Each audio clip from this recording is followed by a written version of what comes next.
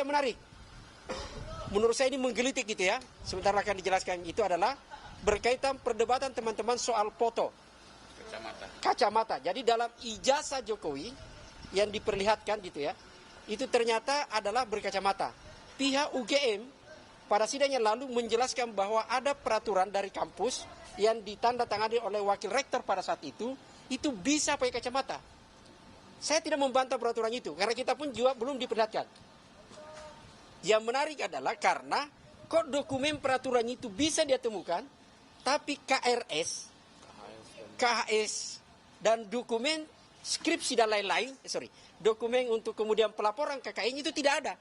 Yang tebalnya, dokumen yang tebal tidak ada, tapi yang selembar itu ada, dan tahun 83. Tahun 84 gitu ya. Jadi itu yang menarik untuk kita menjadi pertanyaan-pertanyaan yang harus kita klarifikasi. Jadi ada banyak dokumen yang belum, dan kita akan meminta sebentar semua dokumen itu akan diperlihatkan.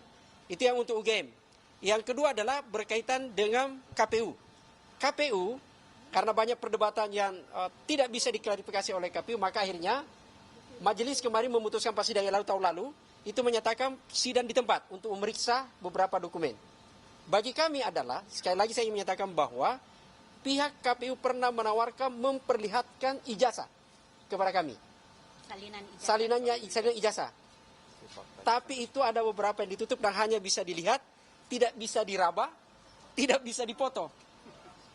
Perlu teman-teman pahami, dalam Undang-Undang Komisi Informasi, kebebasan informasi itu adalah hanya dua.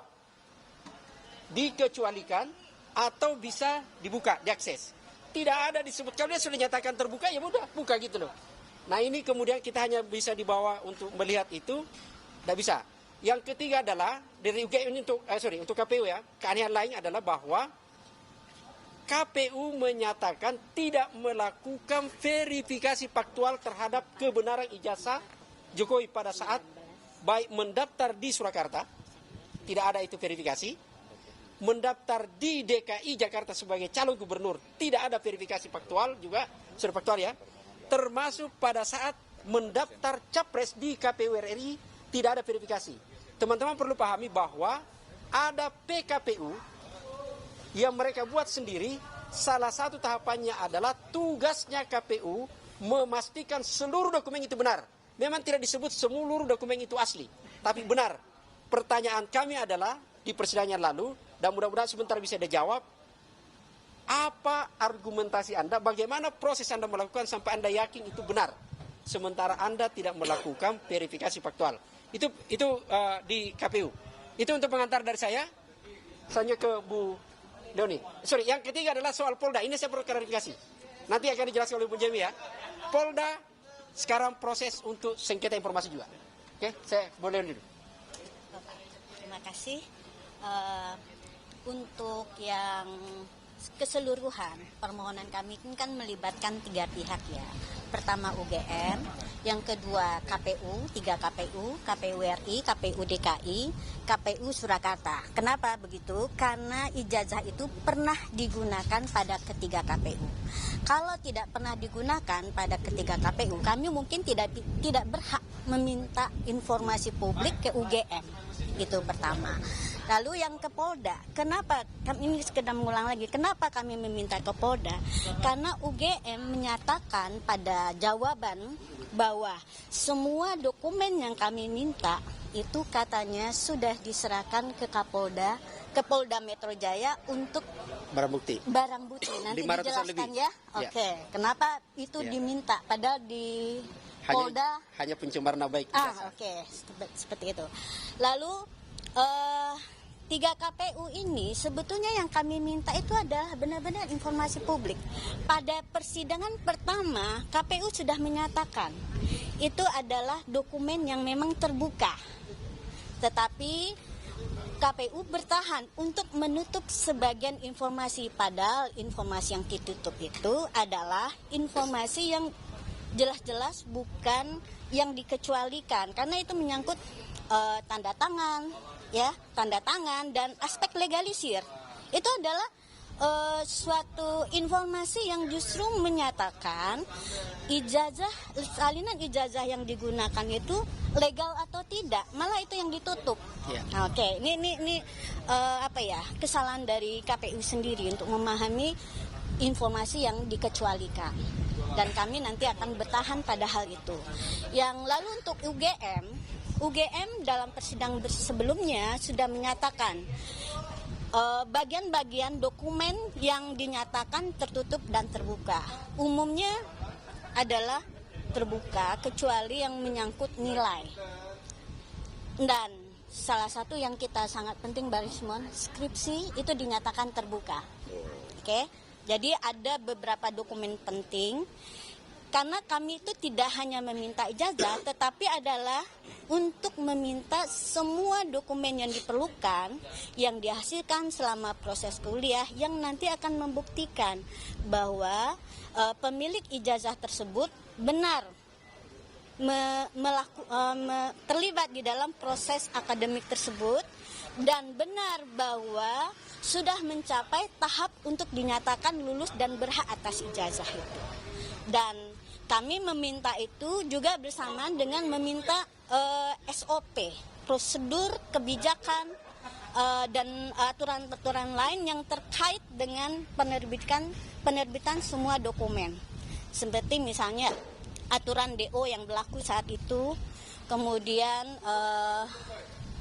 dan misalnya kurikulum, karena ini menyangkut berapa SKS, karena kan beliau ini termasuk lulus tepat waktu, tetapi dengan informasi bahwa IPK-nya yang meragukan itu. Jadi itu yang akan kami minta.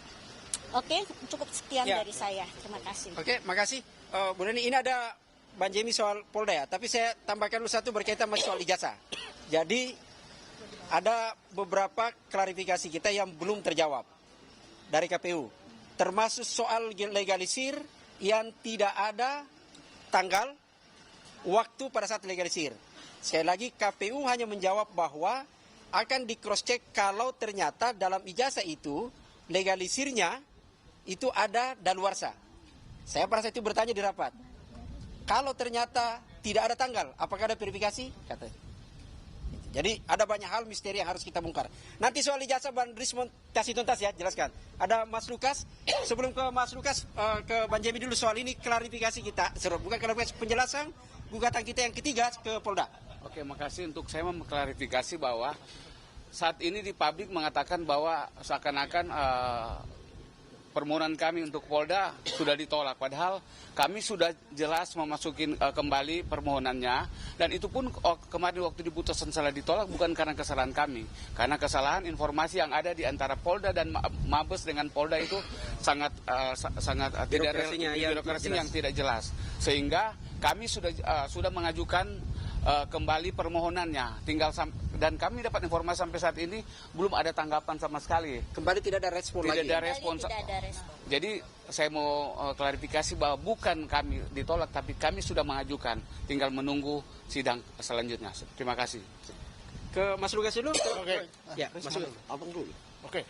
Ya, ini saya kira satu kelanjutan ya. Kalau kita sudah sidang 3 kali sidang. 3 kali sidang itu kalau ibarat konser musik baru pembuka. Nah, kita sudah mulai sekarang per bulan Januari ini pertunjukan utama. Jadi kita hari ini akan mendiskusikan, mempersoalkan apakah sidang pengecualian itu, sidang konsekuensi yang sudah dilakukan oleh KPI itu akan kita uji di sini. Apakah UGM yang tidak mematuhi proses sidang konsekuensi yang hanya menjadi sidang konspirasi itu akan terbuka semua ini di sini nanti. Kemudian juga yang penting tadi sudah ini yang ditekankan ya, betapa tidak ada niat baik ya dari Kapolda Metro Jaya. Dulu mereka beralasan karena inkoordinasi. Surat kita terselip di antara belantara labirin birokrasi di kepolisian. Nah, sekarang akan kita buktikan, kita sudah mengajukan gugatan lagi dan belum ada respon. Nah, yang terakhir dari saya adalah sidang-sidang selanjutnya itu adalah substansi persoalan. Kita juga nanti sidang berikutnya ya akan ada kesaksian ahli dan disitulah diskusi tentang apakah dokumen-dokumen yang kita persoalkan itu ada atau tidak baru akan kita ketahui. Oke. Ke Bang Rismon ya, saya ingin informasikan soal ahli. Saksi, fakta. Ini saya masukkan saja dulu informasi pada teman-teman. Pada persidangan nanti kami akan minta ke majelis untuk dipanggil itu Pratikno. Ini penting. Dan Jokowi. Kedua adalah Jokowi. Kenapa ini penting? Ada banyak hal yang tidak dilakukan oleh KPU untuk membuktikan ijazah itu benar asli atau benar palsu. Kan sama-sama benar. Benar aslinya atau benar palsunya. Karena tidak verifikasi, maka harus dikonfirmasi ke Jokowi apa yang terjadi pada saat verifikasi administrasi itu. Itu penting. Jadi ada dua hal. Dan yang ketiga adalah kami akan meminta juga majelis untuk menghadirkan dari partai pengusung. Pada saat dia calon di Surakarta, wali kota, calon di gubernur DKI Jakarta, dan pada saat dia capres. Minimal sekjennya. Penting ini karena mereka lah yang memegang dokumen itu, memeriksa betul. Tidak boleh mereka lepas tangan. Ini penting. Dia harus menjamin betul ini sah. Karena ini adalah publik, kepentingan publik. Tidak boleh kita menyebut nilainya ditutup hanya karena data pribadi. Penting bagi publik tahu orang yang jadi pemimpin itu adalah orang yang cerdas. Tidak boleh pemimpin itu hanya 2,0 IP-nya. Itu 2, itu penting untuk kita tahu karena berarti banyak D. Artinya harusnya kalau dia lulus tidak bisa cuma 4 tahun gitu ya. Ya, oke. Tahun itu hanya untuk jenius. Intinya, jadi saya ke Pak Samsir dulu, baru ke Pak Anisman. Oke. Selamat pagi, Assalamualaikum warahmatullahi wabarakatuh. Hari ini kita akan mengikuti sidang untuk KIP. Dalam arti sidang ini dilakukan setelah sebelumnya itu cukup lama ya. Kita bersidang dalam arti pada waktu itu dengan UGM maupun KPU Pusat, KPU DKI dan KPU Surakarta. Itu kita mendapatkan semacam deadlock, dalam arti pemimpin sidang juga bingung karena beberapa kali bolak-balik pasal dalam Undang-Undang nomor 14 tahun 2008 itu pasal 17, pasal 18 itu bolak-balik aja itu aja sampai diputuskan pada waktu itu untuk melakukan pemeriksaan setempat ya. Karena uji konsekuensinya juga sudah belum ada ya. Tidak ada konsekuensinya. Tidak ada konsekuensinya. Tidak ada konsekuensi. Mungkin konsinyasi. Oke, itu yang kita akan ikuti untuk agenda sidang pada hari ini. Mudah-mudahan kita akan mendapatkan hasil dari pemeriksaan setempat, kemudian juga hasil daripada hal-hal yang tidak kita dapatkan pada sidang sebelumnya. Hari ini saya bawakan buku juga, bukan saya. Ini adalah buku baru terbit ya, baru aja terbit, masih hangat ya buku ini sebenarnya. Dan ini banyak dicari-cari. Ya, ternyata inilah bagian daripada satu lagi ya yang menjadi materi yang bestseller nanti jadi bestseller saya pikir karena dibutuhkan Gibran Endgame yang tentunya buku ini sangat ditunggu-tunggu oleh sebagian besar masyarakat kita untuk mengetahui siapa sebenarnya Gibran wakil presiden kita saat ini. Dari saya demikian. Assalamualaikum warahmatullahi wabarakatuh. Oke, kita ke Bang Rismo ya yang meneliti langsung ijazah itu meskipun bukan mereka ini kita ya. Dua-dua, Bang. Dua-duanya. Saya Bang Rismo. Iya, saya memberikan beberapa sedikit klarifikasi Bang ya, tambahan bahwa ada beberapa profesor yang sekarang aktif di UGM ya, pada tahun 80-an ya sampai tahun 86 itu ada 3 evaluasi jenjang akademik. Ya, ada 3 jenjang evaluasi akademik. Yang pertama 2 tahun pertama atau 4 semester pertama. Itu kalau IPK-nya di bawah 2 atau mepet 2 itu bukan di DO gaya UGM, tetapi diminta secara sukarela untuk mengundurkan diri. Ya. Jenjang yang kedua, evaluasi kedua adalah sarjana muda, berarti 6 semester pertama. Nah, kalau di situ IPK-nya juga mepet-mepet 2, maka tidak boleh melanjutkan ke jenjang sarjana penuh. Dan diminta gaya UGM untuk stop di sarjana muda saja. Baru ketika IPK-nya tinggi, ya cukup tinggi, mungkin di atas 2,5, ya, maka dia bisa melanjutkan ke sarjana penuh. Jadi ada 3 evaluasi akademik, 3 jenjang evaluasi akademik pada saat itu berlaku. Pada saat itu bisa orang berhenti di 4 semester pertama atau hanya sampai sarjana muda, meskipun dia terdaftar sarjana, gitu, Pak. Yang kedua, ya, di sidang KIP tanggal 18 November 2025, pihak termohon di sini, itu pihak Polda Metro Jaya kan ditanyakan oleh hakim. Barang bukti yang disita apa? Barang bukti yang kami sita adalah transkrip nilai sarjana muda untuk keperluan yudisium sarjana muda. Pertanyaannya, kalau barang bukti yang disita adalah hanya 2 itu, lalu kenapa Jokowi memiliki ijazah sarjana penuh? Maka tidak konsisten apa yang disita dengan apa yang diklaim sebagai barang bukti ijazah otentik atau identik ijazah sarjana penuh. Sementara yang dipunyai adalah transkrip nilai sarjana muda untuk keperluan yudisium sarjana muda. Di samping itu juga yang lain, pihak UGM ya sengaja atau tidak sengaja tidak melakukan investigasi. Apakah Joko Widodo pernah melakukan KKN di Desa Ketoyan? Karena apa yang kami temui adalah bahwa orang-orang yang ada di Desa Ketoyan tidak ada yang tahu. Tidak ada yang tahu kecuali satu saksi, dan itu pun anak kepala desa dulu. Pihak kepala dusun 1 yang katanya diklaim Joko Widodo melakukan atau menempuh KKN di Desa Ketoyan ya, dusun 1. Kita tanyakan kepala dusun 1-nya juga menghindar. Kami tidak mau terlibat. Bayangkan seharusnya ya kalau ada seseorang, apalagi presiden, menempuh KKN di situ, bukan hanya bangga, mungkin dibuat prasasti di sana.